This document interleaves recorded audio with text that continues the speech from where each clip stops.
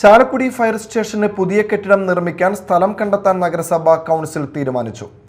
നിലവിലെ കെട്ടിടത്തിന്റെ ശോചനീയാവസ്ഥയും അടിസ്ഥാന സൗകര്യങ്ങളുടെ അപര്യാപ്തതയും പരിഗണിച്ചാണ് അനുയോജ്യമായ സ്ഥലം കണ്ടെത്താനുള്ള നടപടികൾക്ക് നഗരസഭ തുടക്കമിട്ടത്.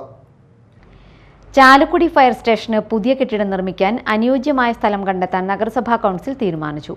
ആദ്യഘട്ടമായി ടൗൺ പ്രദേശത്ത് റവന്യൂ വകുപ്പിന്റെ സ്ഥലം ലഭ്യമാക്കാനാകുമോ എന്ന് പരിശോധിക്കും. അത് സാധ്യമല്ലെങ്കിൽ ഇൻഡോർ സ്റ്റേഡിയത്തിന്റെ പടിഞ്ഞാറ് ഭാഗത്ത് സ്ഥലം കണ്ടെത്തി പ്രത്യേക പ്രവേശന പാതയോടെ പുതിയ ഫയർ സ്റ്റേഷൻ സ്ഥാപിക്കാനാണ് തീരുമാനം.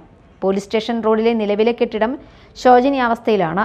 40ഓളം ജീവനക്കാർ ജോലി ചെയ്യുന്ന ഇവിടെ കിടക്കാനും വിശ്രമിക്കാനും വസ്ത്രം മാറാനുമുള്ള അടിസ്ഥാന സൗകര്യങ്ങൾ പോലുമില്ല.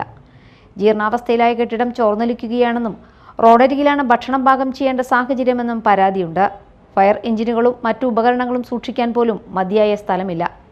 ഈ സാഹചര്യത്തിലാണ് ആധുനിക സൗകര്യങ്ങളോടുകൂടിയ പുതിയ ഫയർ സ്റ്റേഷൻ യാഥാർത്ഥ്യമാക്കാൻ അനുയോജ്യമായ സ്ഥലം കണ്ടെത്താനുള്ള നടപടികൾക്ക് നഗരസഭ തുടക്കമിട്ടത്.